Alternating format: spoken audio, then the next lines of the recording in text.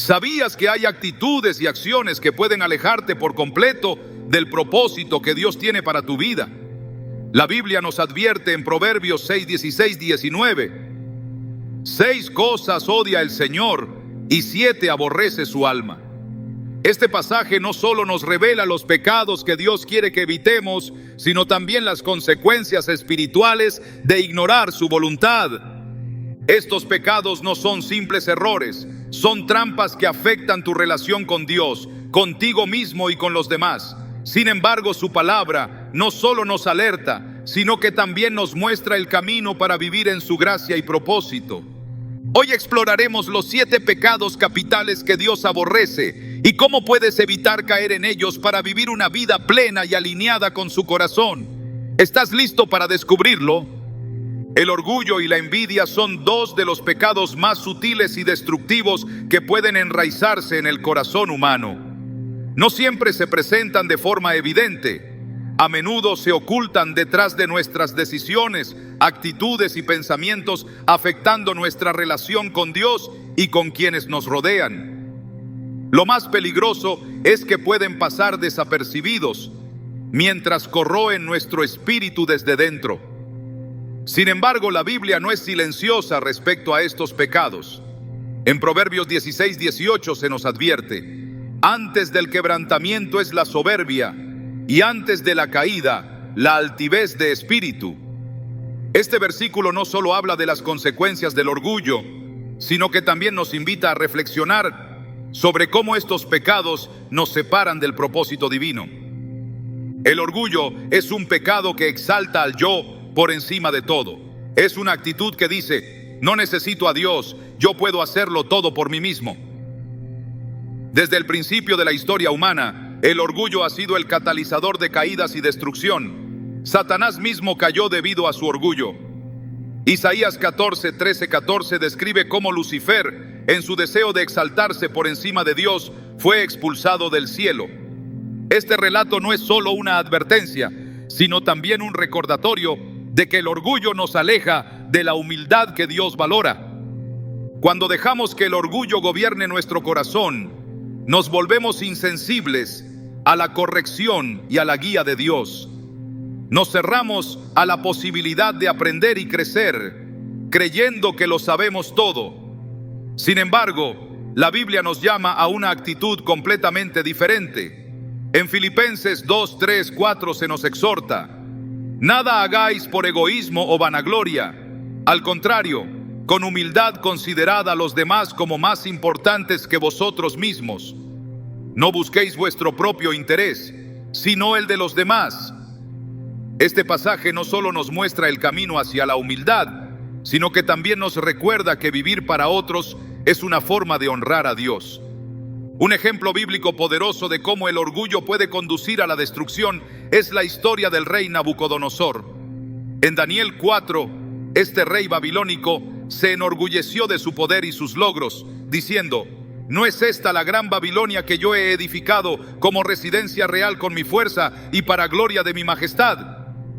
Pero en un instante Dios lo humilló, haciéndolo vivir como un animal durante 7 años, hasta que reconoció que todo lo que tenía venía de Dios. Este relato no solo muestra las consecuencias del orgullo, sino también la misericordia de Dios, quien lo restauró cuando finalmente se humilló. De manera similar, el orgullo puede infiltrarse en nuestras vidas de formas sutiles. Tal vez es en la forma en que miramos a los demás con superioridad, o cuando nos resistimos a admitir que necesitamos ayuda. Incluso puede aparecer en nuestra vida espiritual, cuando comenzamos a pensar que nuestras obras o logros nos hacen más merecedores del favor de Dios. Pero la verdad es que todo lo que tenemos viene de Él, y sin su gracia nada seríamos. Por otro lado, la envidia es el pecado que se alimenta del descontento. Es una actitud que dice: no es justo que ellos tengan lo que yo quiero. La envidia nos roba la paz y nos ciega a las bendiciones que ya tenemos. Santiago 3:16 lo describe de manera clara: porque donde hay celos y contención, allí hay confusión y toda obra perversa. Este pecado no solo afecta nuestro corazón, sino que también puede causar divisiones y conflictos en nuestras relaciones. Un ejemplo trágico de envidia se encuentra en la historia de Caín y Abel. Ambos ofrecieron sacrificios a Dios, pero mientras el de Abel fue aceptado, el de Caín no lo fue. En lugar de reflexionar sobre su propio corazón, Caín permitió que la envidia lo consumiera, llevándolo a cometer el primer asesinato registrado en la Biblia. En Génesis 4:7, Dios le advierte: si hicieres bien, no serás enaltecido, y si no hicieres bien, el pecado está a la puerta. Con todo esto, a ti será su deseo, y tú te enseñarás de él. Este pasaje es una advertencia clara de que la envidia puede convertirse en algo incontrolable si no la enfrentamos con honestidad y arrepentimiento. La envidia no siempre se manifiesta de manera extrema como en la historia de Caín. A menudo aparecen pensamientos silenciosos de insatisfacción. ¿Por qué tienen una vida más fácil? ¿Por qué ellos reciben oportunidades que yo no tengo? Estos pensamientos, aunque parezcan inofensivos, pueden crecer y distorsionar nuestra percepción de la vida, llevándonos a compararnos constantemente con los demás, en lugar de enfocarnos en el plan que Dios tiene para nosotros. La solución a la envidia no es obtener lo que deseamos, sino desarrollar un corazón agradecido. En 1 Tesalonicenses 5:18 se nos dice: den gracias en toda circunstancia, porque esta es la voluntad de Dios para ustedes en Cristo Jesús. La gratitud transforma nuestro enfoque, ayudándonos a ver la fidelidad de Dios en cada aspecto de nuestra vida. Cuando agradecemos por lo que tenemos, nuestras almas encuentran descanso y dejamos de mirar con envidia lo que otros poseen. Un ejemplo práctico de gratitud frente a la envidia se encuentra en la vida de José. Aunque sus hermanos lo vendieron como esclavo por envidia, José mantuvo su corazón firme en Dios, confiando en su propósito. Al final, Dios lo exaltó, colocándolo en una posición de autoridad en Egipto y usándolo para salvar a muchas personas. En Génesis 50:20, José dice a sus hermanos: ustedes pensaron hacerme mal, pero Dios lo encaminó para bien. Este relato nos muestra que cuando confiamos en Dios y dejamos de compararnos con otros, Él puede usar incluso las situaciones más difíciles para cumplir su propósito en nuestra vida. El orgullo y la envidia son pecados que trabajan juntos para alejarnos de Dios y de los demás. Uno nos exalta por encima de todos, mientras que el otro nos llena de resentimiento hacia lo que tienen los demás. Ambos son trampas que el enemigo utiliza para desviarnos del propósito divino. Sin embargo, la gracia de Dios está disponible para ayudarnos a vencerlos. Al comenzar a enfrentar estos pecados, la humildad y la gratitud se convierten en nuestras mayores armas. La humildad nos recuerda que dependemos completamente de Dios, mientras que la gratitud nos ayuda a ver su mano en cada detalle de nuestra vida. Estas actitudes no solo nos liberan del peso del orgullo y la envidia, sino que también nos acercan más a Dios, permitiéndonos experimentar su paz y su propósito de una manera más profunda. Cuando eliges caminar en humildad y gratitud, estás eligiendo una vida que honra a Dios. Este no es un camino fácil, pero es el camino que lleva a la verdadera libertad. Filipenses 4:6-7 nos ofrece una promesa: no se inquieten por nada, más bien en toda ocasión, con oración y ruego, presenten sus peticiones a Dios y denle gracias. Y la paz de Dios, que sobrepasa todo entendimiento, cuidará sus corazones y sus pensamientos en Cristo Jesús. Esta paz que solo Dios puede dar es el fruto de un corazón rendido a Él. ¿Estás dispuesto a dejar atrás el orgullo y la envidia para caminar en el camino de la humildad y la gratitud? Cuando lo haces, no solo te liberas de estos pecados, sino que también abres la puerta para que Dios obre en tu vida de maneras que nunca imaginaste. Su gracia está disponible y su llamado es claro. Vive para Él, confía en su plan y permite que su amor transforme cada rincón de tu corazón. La ira es un pecado que puede parecer inevitable en nuestras vidas, pero su impacto es mucho más profundo de lo que solemos imaginar. No es simplemente un estallido emocional, es un fuego que, si no se controla, consume todo a su paso: nuestras relaciones, nuestra paz interior e incluso nuestra conexión con Dios. La ira, cuando se convierte en resentimiento o amargura, actúa como una cadena que nos mantiene atados, incapaces de avanzar hacia la vida abundante que Dios desea para nosotros. La Biblia nos advierte claramente: el necio da rienda suelta a su ira, pero el sabio domina su enojo. Proverbios 29:11. Este pasaje nos recuerda que no somos esclavos de nuestras emociones. Tenemos el poder en Dios de controlarlas. Desde el principio, la ira ha sido una fuerza destructiva en la humanidad. En Génesis 4, encontramos el relato de Caín y Abel. Cuando Dios aceptó la ofrenda de Abel y no la de Caín, el enojo de este último se encendió. Dios le advirtió: ¿por qué estás tan enojado? Si haces lo bueno, no serás aceptado. Pero si no haces lo bueno, el pecado está a la puerta. Te acecha con ansias de dominarte, pero tú debes dominarlo. Génesis 4, 6, 7. En lugar de escuchar la advertencia de Dios, Caín dejó que su ira lo consumiera, llevándolo a cometer el primer asesinato registrado en la historia. Esta historia nos muestra cómo la ira, si no se enfrenta, puede llevarnos a decisiones irreversibles. Pero también revela algo importante: Dios nos da la capacidad de dominarla. No estamos condenados a ser controlados por este pecado. Sin embargo, para lograrlo, debemos entender sus raíces y sus efectos. La ira no siempre se manifiesta en explosiones evidentes. A veces se esconde en actitudes silenciosas, en resentimientos que acumulamos sin darnos cuenta. Estos resentimientos pueden crecer y transformarse en amargura, afectando nuestras relaciones y nuestra perspectiva. En Efesios 4, 26, 27, Pablo nos exhorta: airaos, pero no pequéis. No se ponga el sol sobre vuestro enojo, ni deis lugar al diablo. Este versículo subraya la importancia de resolver el enojo antes de que se convierta en un terreno fértil para otros pecados.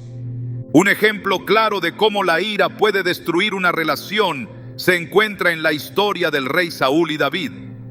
Saúl, inicialmente lleno de admiración por David, permitió que la envidia y la ira crecieran en su corazón, llevándolo a perseguir a David con la intención de matarlo.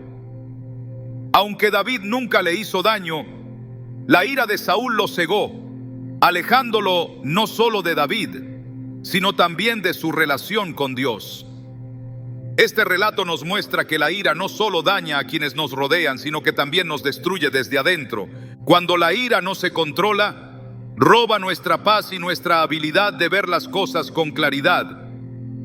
Es como una nube oscura que distorsiona nuestra perspectiva, llevándonos a reaccionar impulsivamente en lugar de actuar con sabiduría. En Proverbios 15, 18 se nos dice: el que es lento para la ira apacigua contiendas, pero el que se enoja fácilmente provoca peleas. Este consejo no es solo una recomendación práctica, es un recordatorio de que la paciencia es una virtud que glorifica a Dios y edifica nuestras relaciones.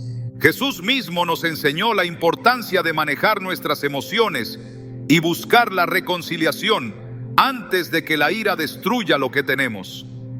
En Mateo 5, 23, 24, Él dice: por tanto, si estás presentando tu ofrenda en el altar y allí recuerdas que tu hermano tiene algo contra ti, deja tu ofrenda allí delante del altar y ve primero a reconciliarte con tu hermano. Luego vuelve y presenta tu ofrenda.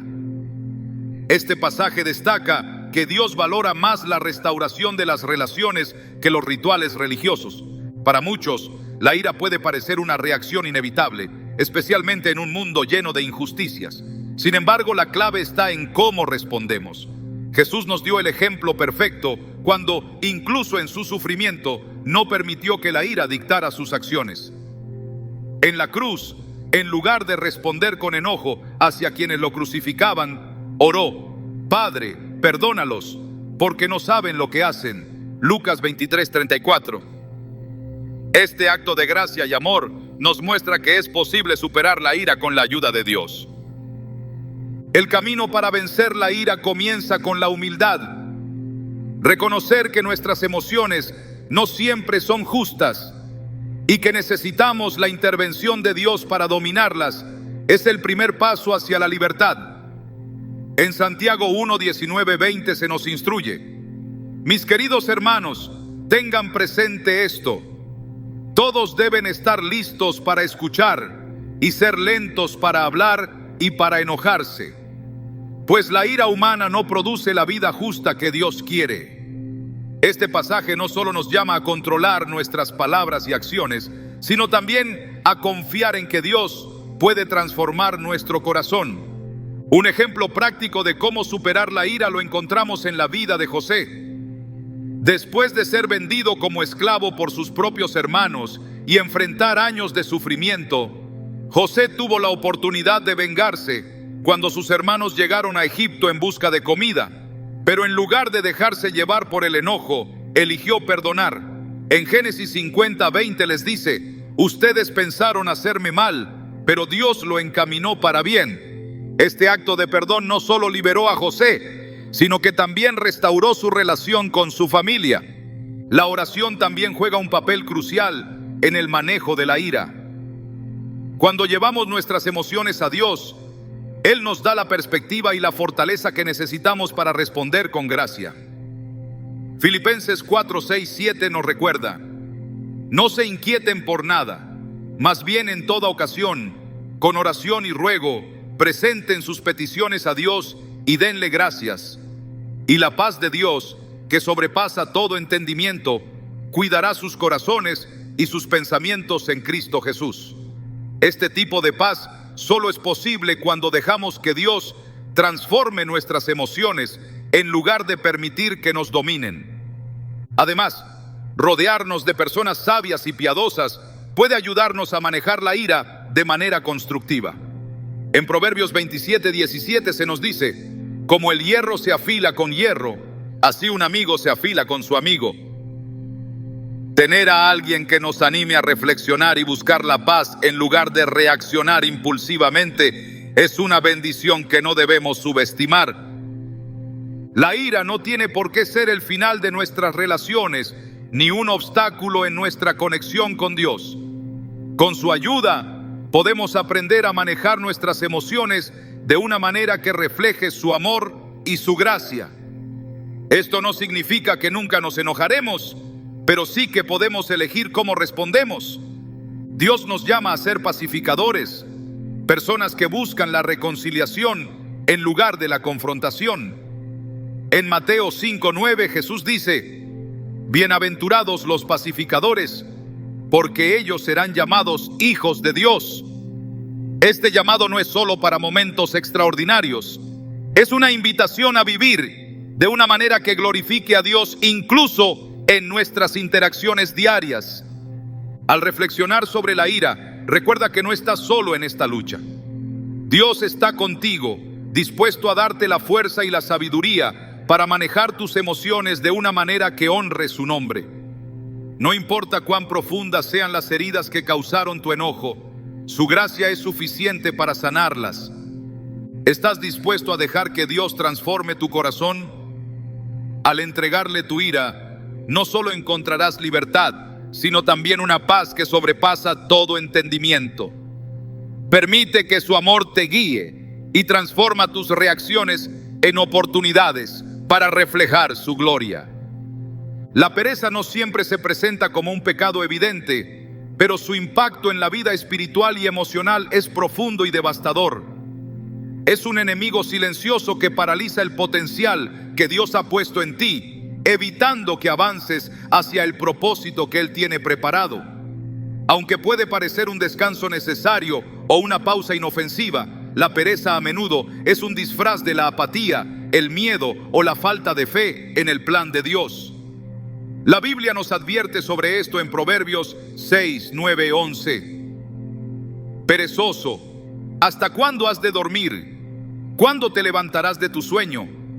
Un poco de dormir un poco de dormitar, un poco de cruzar las manos para reposo. Así vendrá tu necesidad como caminante y tu pobreza como hombre armado. Este pasaje no solo describe las consecuencias tangibles de la pereza, sino que también revela cómo este pecado afecta el espíritu, robándote la oportunidad de vivir una vida plena en Dios. Desde los primeros capítulos de la Biblia, vemos cómo Dios llamó al hombre a ser diligente en su propósito. En el jardín del Edén, Adán recibió la tarea de cultivar y cuidar lo que Dios había creado. Génesis 2:15 dice: tomó pues Jehová Dios al hombre y lo puso en el huerto de Edén para que lo labrara y lo guardase. Este mandato no era una carga, sino una invitación a participar en la obra de Dios.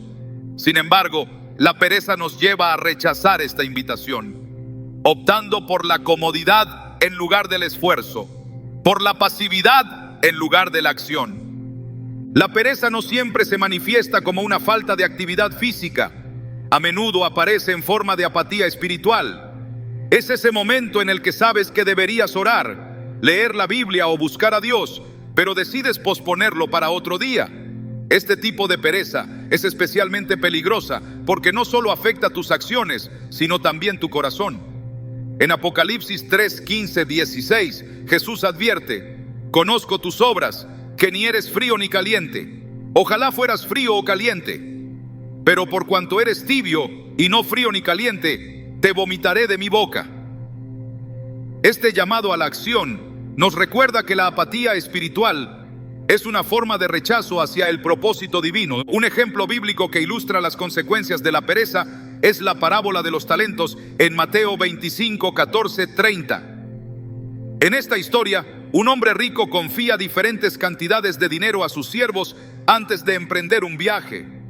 2 de los siervos invierten los talentos y obtienen ganancias, pero el tercero, dominado por el miedo y la inacción, entierra el talento y no lo utiliza. Cuando el amo regresa, el siervo perezoso es reprendido y castigado por no haber hecho nada con lo que se le confió. Esta parábola no solo habla de la diligencia, sino también de la responsabilidad que tenemos de usar lo que Dios nos ha dado para su gloria. La pereza también puede manifestarse en la falta de cuidado por nuestras relaciones y responsabilidades. En Proverbios 24:30-34 se describe la condición de un campo descuidado. Pasé junto al campo del hombre perezoso y junto a la viña del hombre falto de entendimiento. Y he aquí, por toda ella habían crecido espinos, ortigas habían cubierto su faz, y su cerca de piedra estaba derribada.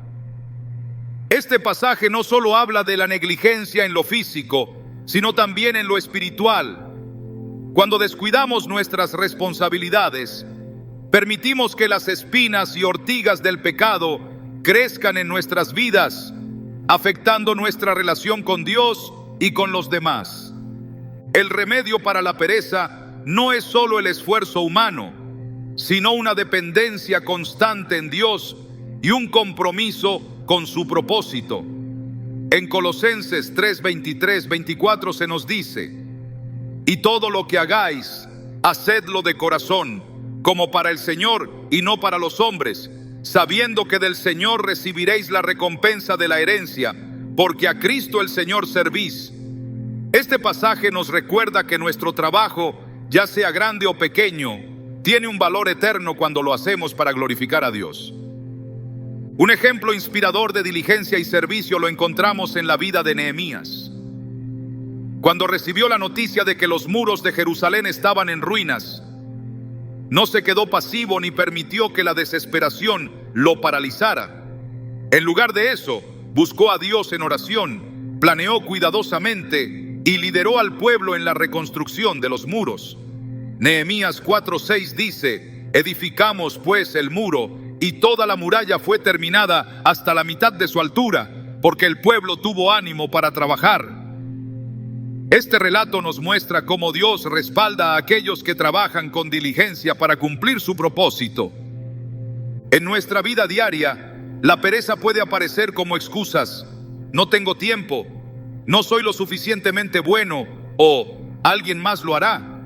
Pero estas excusas no son más que barreras que nos impiden avanzar. Dios nos llama a superar estas limitaciones con su poder, recordándonos que Él nos ha equipado con todo lo necesario para cumplir su plan. En 2 Timoteo 1:7, Pablo escribe: porque no nos ha dado Dios espíritu de cobardía, sino de poder, de amor y de dominio propio.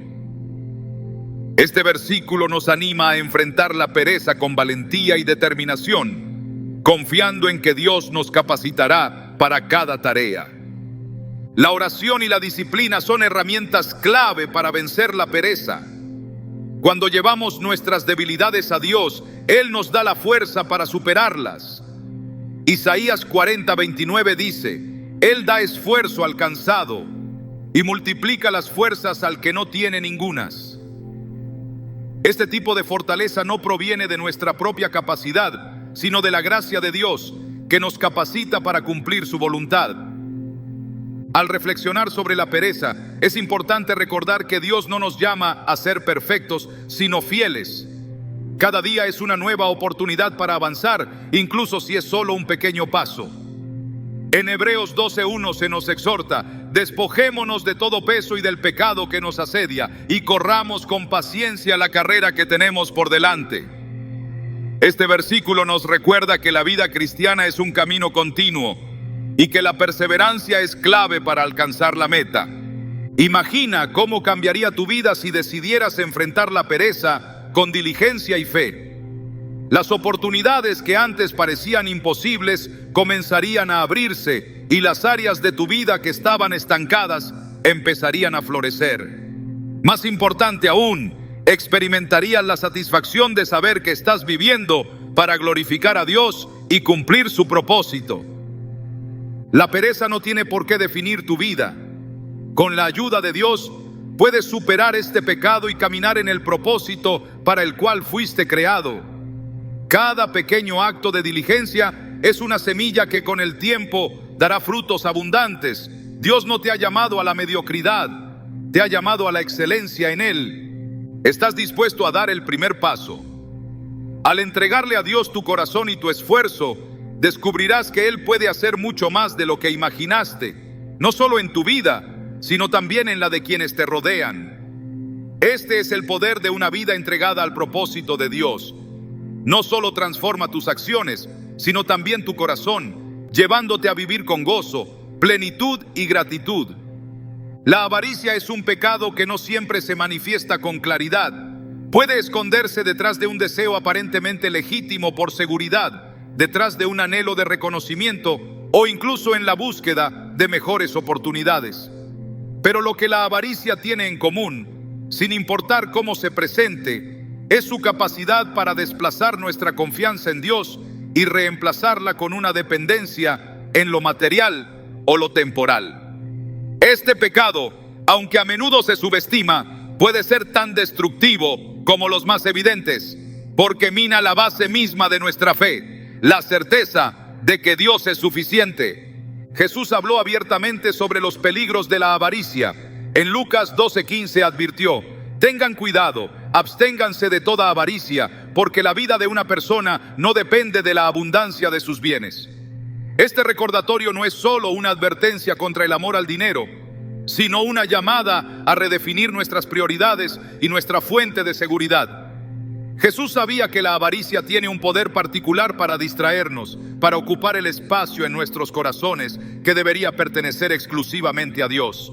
Uno de los ejemplos más reveladores sobre la avaricia en la Biblia es la historia del joven rico en Mateo 19, 16, 22. Este hombre parecía tener todo lo necesario para ser considerado justo. Obedecía los mandamientos, buscaba la vida eterna y se acercó a Jesús con respeto y sinceridad. Pero cuando Jesús le pidió que vendiera todo lo que tenía y lo diera a los pobres, el joven se fue triste. Su apego a sus posesiones reveló que aunque buscaba a Dios, su corazón estaba atrapado por la avaricia. Esta historia no solo nos enseña sobre las consecuencias de amar más lo material que a Dios, sino también sobre la importancia de estar dispuestos a soltar lo temporal para abrazar lo eterno. El problema con la avaricia no es solo lo que buscamos obtener, sino lo que estamos dispuestos a sacrificar en el proceso. En el caso de Acán, relatado en Josué 7, su deseo de tomar lo prohibido lo llevó no solo a desobedecer a Dios, sino a traer juicio sobre toda su comunidad. Después de que los israelitas conquistaron Jericó, Dios había ordenado que todo lo encontrado en la ciudad fuera dedicado a él. Sin embargo, Acán, incapaz de resistir la tentación, tomó para sí un manto, plata y oro, escondiéndolos en su tienda. Su avaricia no solo lo afectó a él, sino también a su familia y a toda la nación. Este relato es un recordatorio de que nuestras decisiones no son aisladas. Siempre tienen un impacto, ya sea para bien o para mal. En nuestras vidas, la avaricia puede mostrarse de maneras más sutiles. Tal vez no estamos escondiendo tesoros bajo el suelo de nuestra tienda, pero podemos estar buscando satisfacción en lo material, en lugar de en Dios. Tal vez es ese deseo de tener la última tecnología, la casa más grande o el trabajo mejor remunerado. Estas cosas, aunque no son malas en sí mismas, se convierten en un problema cuando comienzan a ocupar el lugar que pertenece a Dios. En 1 Timoteo 6, 6 o 10, Pablo nos dice: es cierto que con la verdadera religión se obtienen grandes ganancias, pero solo si uno está satisfecho con lo que tiene. Porque nada trajimos a este mundo y nada podemos llevarnos. Si tenemos comida y ropa, contentémonos con eso. Los que quieren enriquecerse caen en tentación y se vuelven esclavos de muchos deseos insensatos y dañinos que hunden a los hombres en la ruina y en la destrucción. Este pasaje no solo habla sobre el peligro de buscar riquezas, sino también sobre el poder del contentamiento. Vivir con gratitud por lo que ya tenemos nos libera del ciclo interminable de querer más. La gratitud transforma nuestra perspectiva, ayudándonos a ver las bendiciones de Dios en cada aspecto de nuestra vida. En Filipenses 4, 11, 12, Pablo comparte su propio testimonio de contentamiento. He aprendido a estar satisfecho en cualquier situación en que me encuentre. Sé lo que es vivir en la pobreza y lo que es vivir en la abundancia. He aprendido a enfrentarme a cualquier situación, sea con el estómago lleno o vacío, con mucho o con poco. Este contentamiento no era natural para Pablo. Era el resultado de confiar plenamente en la provisión de Dios.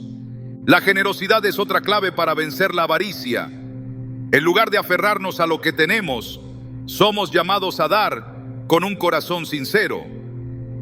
En 2 Corintios 9, 7, 8, Pablo nos anima: cada uno debe dar según lo que haya decidido en su corazón, no de mala gana ni por obligación, porque Dios ama al que da con alegría.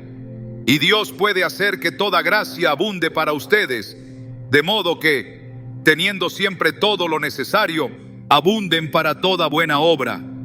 Este acto de dar no solo glorifica a Dios, sino que también nos ayuda a recordar que todo lo que tenemos viene de Él y le pertenece. Un ejemplo bíblico de generosidad transformadora es la historia de la viuda en Marcos 12, 41, 44.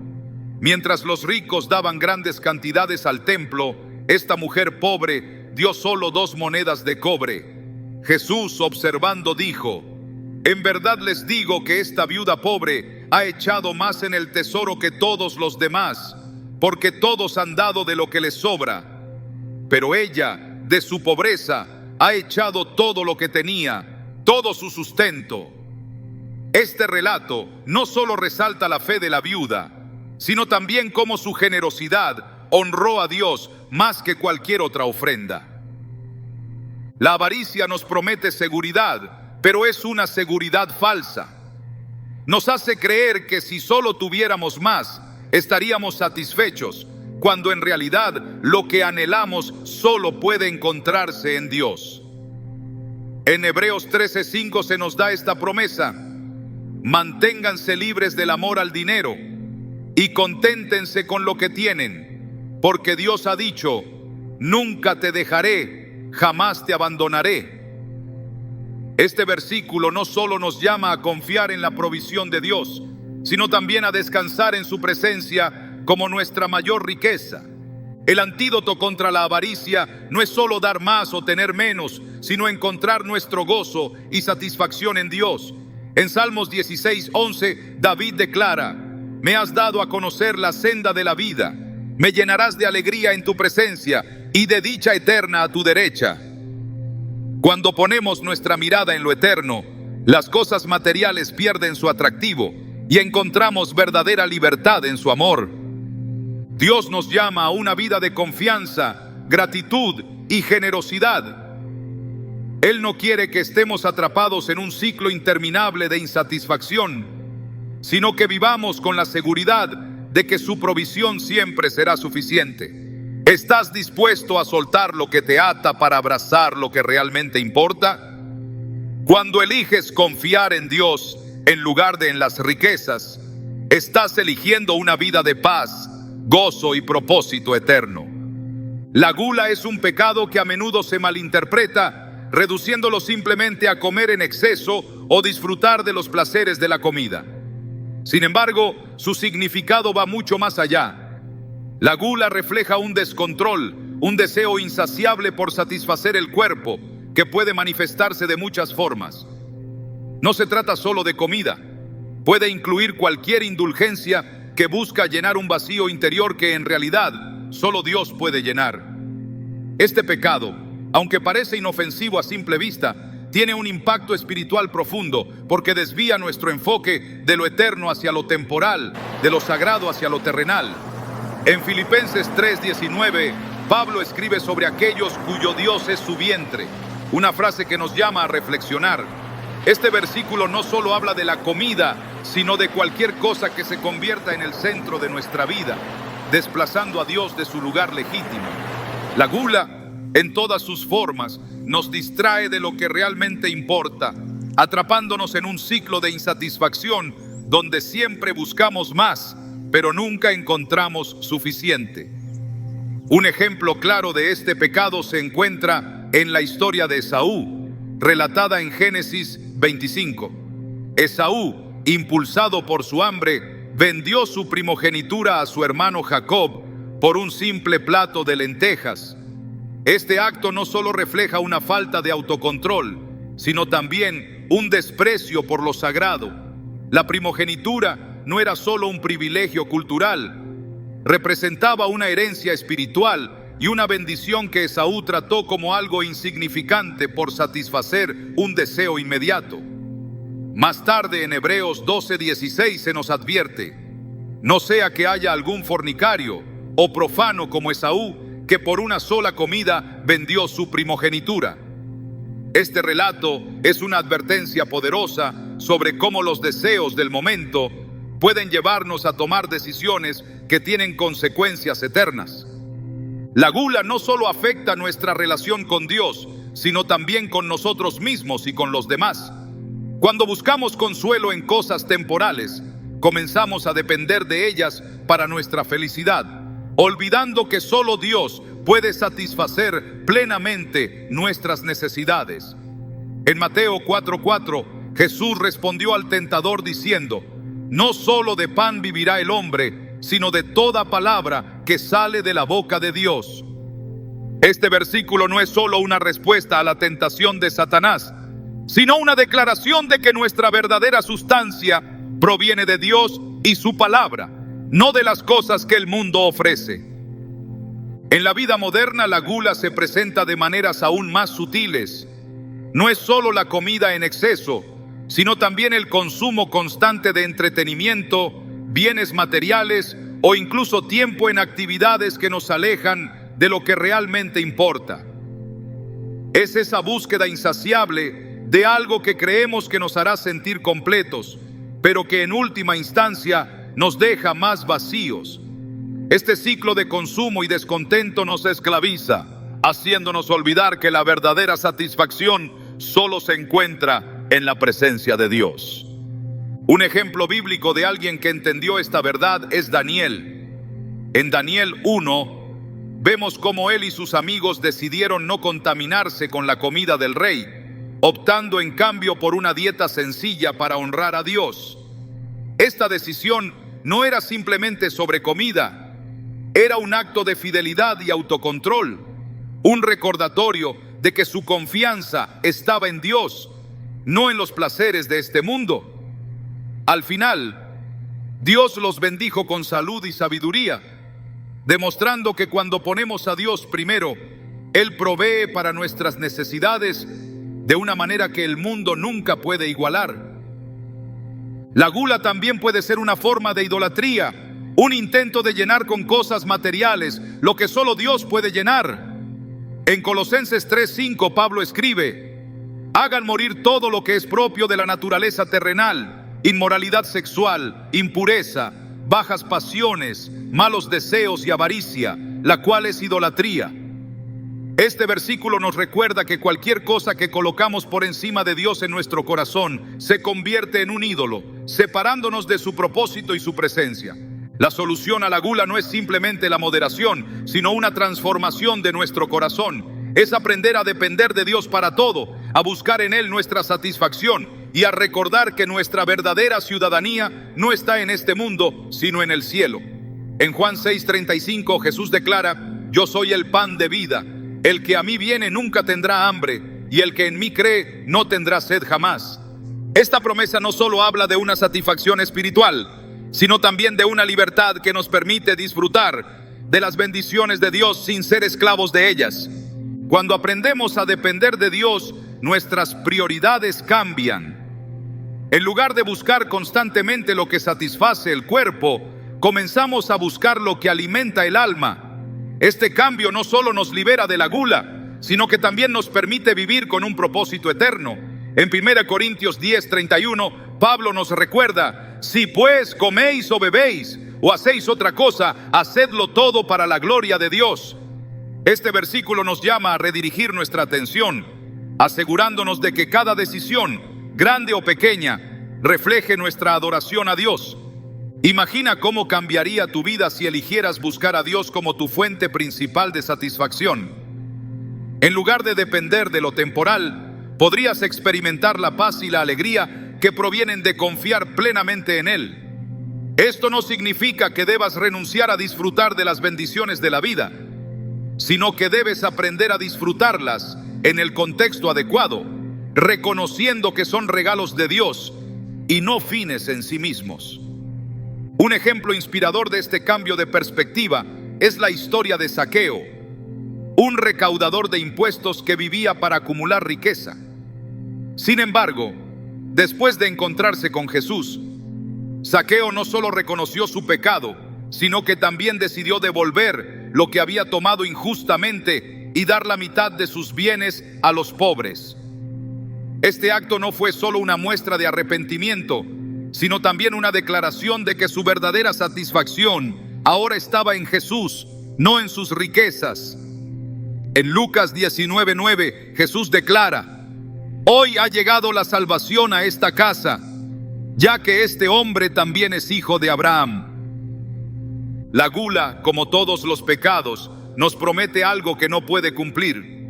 Nos dice que si obtenemos suficiente, finalmente estaremos satisfechos. Pero la verdad es que nuestra alma siempre estará hambrienta mientras no busquemos a Dios. En Isaías 55:2 o 3 se nos hace una invitación. ¿Por qué gastan dinero en lo que no es pan y su salario en lo que no satisface? Escúchenme bien, y comerán lo que es bueno, y se deleitarán con manjares deliciosos. Presten atención y vengan a mí. Escúchenme y vivirán. Este pasaje no solo nos llama a buscar lo eterno, sino que también nos promete que Dios es suficiente para satisfacer cada necesidad de nuestro corazón. Cuando eliges dejar atrás la gula y depender de Dios, no solo encuentras libertad, sino también propósito. Cada decisión se convierte en una oportunidad para glorificar a Dios, cada bendición en una razón para agradecer, y cada día en un recordatorio de que Él es quien sostiene tu vida. Este es el poder de una vida entregada a Dios. No solo transforma tus hábitos, sino también tu corazón, llevándote a experimentar la plenitud y la paz que solo Él puede dar. ¿Estás dispuesto a dar ese paso? Al buscar a Dios con todo tu corazón, descubrirás que su gracia es suficiente y que su amor satisface más que cualquier cosa que este mundo pueda ofrecer. La lujuria es un pecado que no solo corrompe el cuerpo, sino que afecta profundamente el alma, distorsionando el propósito sagrado de los deseos que Dios diseñó en nosotros. Este pecado, a menudo disfrazado de placer o de una necesidad natural, es en realidad una fuerza destructiva que desvía el corazón humano de la pureza, llevándolo hacia la esclavitud espiritual y emocional. Jesús mismo habló con severidad sobre este pecado, diciendo: cualquiera que mira a una mujer para codiciarla, ya adulteró con ella en su corazón. Mateo 5:28. Estas palabras revelan que la lujuria no se limita a los actos externos, sino que comienza en lo más profundo del corazón, en los pensamientos y en las intenciones. En la Biblia, uno de los ejemplos más impactantes sobre las consecuencias de la lujuria es la historia del rey David y Betsabé. David, un hombre conforme al corazón de Dios, fue tentado por su deseo cuando vio a Betsabé bañándose.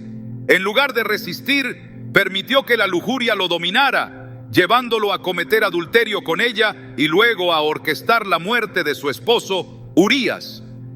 Este acto no solo trajo consecuencias devastadoras a su vida personal y familiar, sino que también impactó a toda la nación de Israel. En 2 Samuel 12, el profeta Natán confronta a David, y aunque David se arrepiente sinceramente, las consecuencias de su pecado persisten. Este relato no solo ilustra el poder destructivo de la lujuria, sino también la importancia del arrepentimiento y la gracia redentora de Dios. El problema de la lujuria no es solo su impacto inmediato, sino cómo distorsiona la visión de las relaciones y del propósito divino del cuerpo humano. Dios diseñó los deseos sexuales como un regalo dentro del contexto del matrimonio, una unión que refleja su amor y su fidelidad. Sin embargo, cuando esos deseos se desvían hacia el egoísmo y la gratificación inmediata, se convierten en un pecado que nos aleja de Dios y de su diseño perfecto. En 1 Corintios 6, 18, 20, Pablo nos exhorta: huyan de la inmoralidad sexual. Todos los demás pecados que una persona comete quedan fuera de su cuerpo, pero el que peca sexualmente peca contra su propio cuerpo. ¿Acaso no saben que su cuerpo es templo del Espíritu Santo, quien está en ustedes y al que han recibido de parte de Dios? Ustedes no son sus propios dueños. Este pasaje no solo nos llama a huir de la lujuria, sino que también nos recuerda que nuestros cuerpos no nos pertenecen. Somos templos del Espíritu Santo, y cada decisión que tomamos debe reflejar nuestra devoción a Dios. Sin embargo, en un mundo que glorifica el placer instantáneo y la indulgencia, huir de la lujuria puede parecer un desafío imposible, pero no estamos solos en esta lucha. Dios nos ha dado su Espíritu, su palabra y su gracia para vencer este pecado y vivir en pureza. Un ejemplo bíblico de victoria sobre la tentación se encuentra en la vida de José. En Génesis 39, cuando la esposa de Potifar intentó seducirlo, José huyó, rechazando sus avances incluso a costa de su libertad. Este acto de fidelidad no solo honró a Dios, sino que también lo protegió de caer en un pecado que podría haber destruido su propósito. José no solo resistió la tentación, tomó una decisión activa de huir, mostrando que la pureza requiere tanto acción como dependencia en Dios. En la vida diaria, la lujuria no siempre se presenta como una tentación evidente. A menudo se manifiesta en pensamientos, miradas o en la búsqueda de validación en lugares equivocados. Es esa inclinación a buscar satisfacción en lo que Dios ha llamado prohibido. Pero la solución no está simplemente en evitar la tentación, sino en redirigir nuestro corazón hacia lo que es bueno, puro y eterno. Filipenses 4:8 nos exhorta: por lo demás, hermanos, todo lo que es verdadero, todo lo honorable, todo lo justo, todo lo puro, todo lo amable, todo lo digno de admiración, si hay algo excelente o algo que merece elogio, en esto mediten. La lujuria también afecta nuestras relaciones, destruyendo la confianza y despojándolas del amor sacrificial que Dios nos llama a mostrar. En lugar de ver a los demás como creaciones valiosas hechas a imagen de Dios, la lujuria los reduce a objetos de gratificación personal. Este enfoque egoísta no solo daña a los demás, sino que también nos aleja del verdadero amor, ese que se refleja en 1 Corintios 13, 4, 7. El amor es paciente, es bondadoso. El amor no es envidioso, ni jactancioso, ni orgulloso. No se comporta con rudeza, no es egoísta, no se enoja fácilmente, no guarda rencor. El amor no se deleita en la maldad, sino que se regocija con la verdad. Todo lo disculpa, todo lo cree, todo lo espera, todo lo soporta. Una manera de combatir la lujuria es a través de la renovación de la mente. En Romanos 12:2 se nos dice: no se amolden al mundo actual, sino sean transformados mediante la renovación de su mente. Así podrán comprobar cuál es la voluntad de Dios, buena, agradable y perfecta. Este proceso de renovación no es algo que podamos lograr por nuestra cuenta. Requiere oración, meditación en la palabra y un compromiso constante de buscar a Dios en todo momento. La oración también es fundamental en esta lucha. En Mateo 26:41, Jesús les dijo a sus discípulos: velad y orad, para que no entréis en tentación. El espíritu a la verdad está dispuesto, pero la carne es débil. Este recordatorio no solo subraya la importancia de estar alertas, sino también nuestra necesidad de depender de Dios para resistir. Cuando llevamos nuestras luchas a Dios en oración, no solo encontramos fuerza, sino también su gracia transformadora que nos capacita para vivir en pureza. La comunidad también juega un papel clave en esta batalla. Rodearnos de personas que compartan nuestra fe y que estén dispuestas a exhortarnos y apoyarnos nos ayuda a mantenernos en el camino correcto. En Hebreos 10, 24, 25 se nos anima: preocupémonos los unos por los otros, a fin de estimularnos al amor y a las buenas obras. No dejemos de congregarnos, como acostumbran hacerlo algunos, sino animémonos unos a otros, y con mayor razón ahora que vemos que aquel día se acerca. Superar la lujuria no se trata solo de evitar el pecado, se trata de abrazar la santidad. Es un llamado a vivir de una manera que refleje el carácter de Dios, a buscar su voluntad y a honrarlo en cada pensamiento, palabra y acción. Este proceso no es fácil, pero es posible con su ayuda. En 1 Pedro 1, 15, 16 se nos dice: así como aquel que los llamó es santo, sean santos ustedes en todo lo que hagan, porque está escrito: sean santos, porque yo soy santo.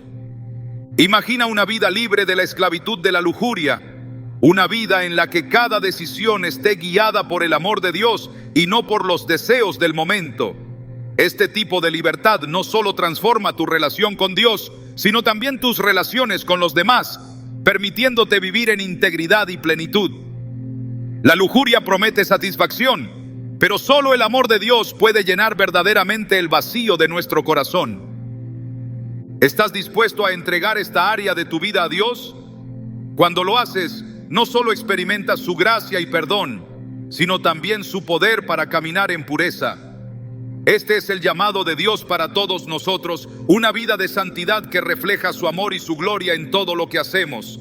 Los 7 pecados capitales no son solo una lista de transgresiones, sino un reflejo de cómo las debilidades humanas pueden alejarnos del propósito que Dios tiene para nuestras vidas. Cada uno de ellos, desde el orgullo hasta la lujuria, representa una barrera que nos separa de su amor, de su santidad y de la plenitud que solo Él puede ofrecer. Sin embargo, en cada advertencia que la Biblia nos da sobre estos pecados, también encontramos la promesa de redención, la posibilidad de transformación y la certeza de que su gracia es suficiente para vencer cualquier tentación. A lo largo de este mensaje hemos explorado cómo estos pecados no solo afectan nuestras acciones, sino también nuestras intenciones, nuestras relaciones y nuestra conexión con Dios.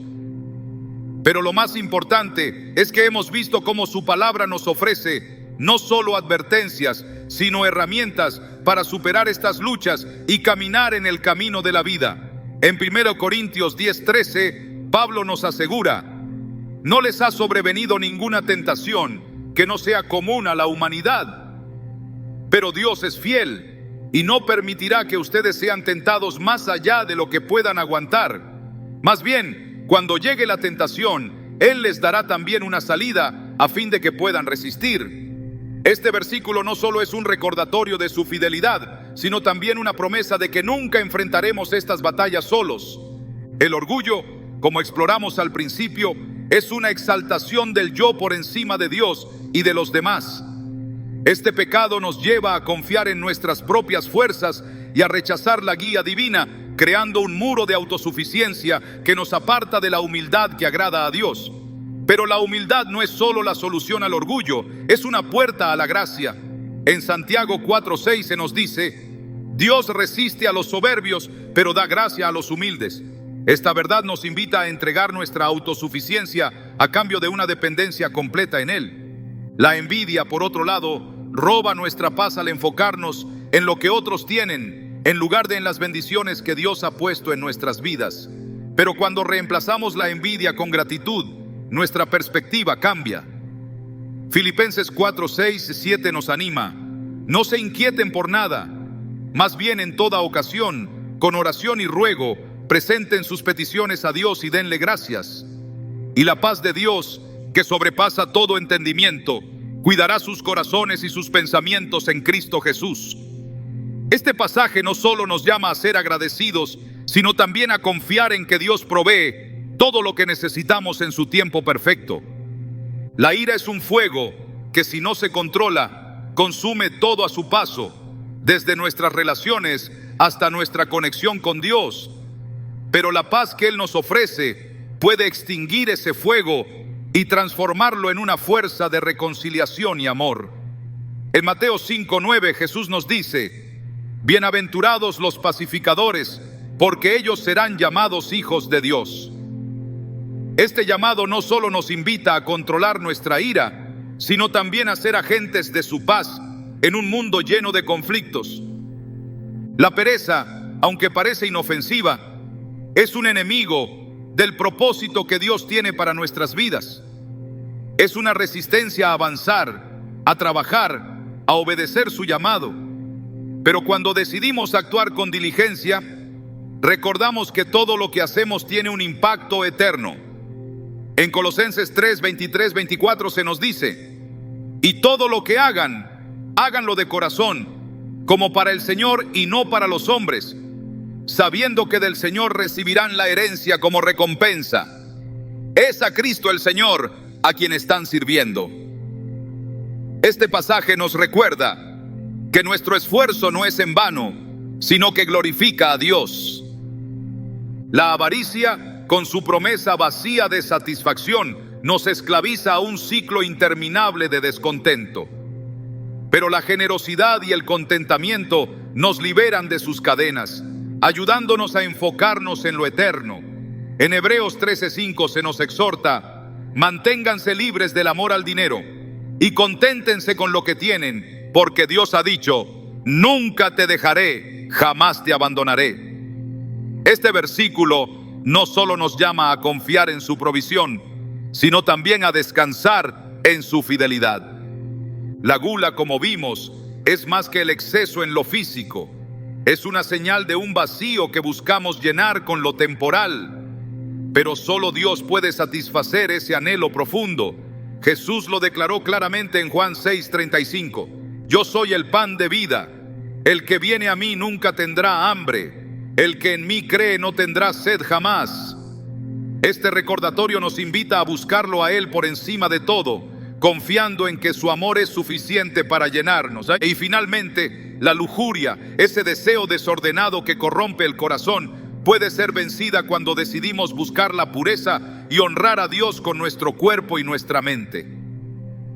En 1 Tesalonicenses 4:3-4, Pablo nos exhorta: la voluntad de Dios es que sean santificados, que se aparten de la inmoralidad sexual, que cada uno aprenda a controlar su propio cuerpo de una manera santa y honrosa.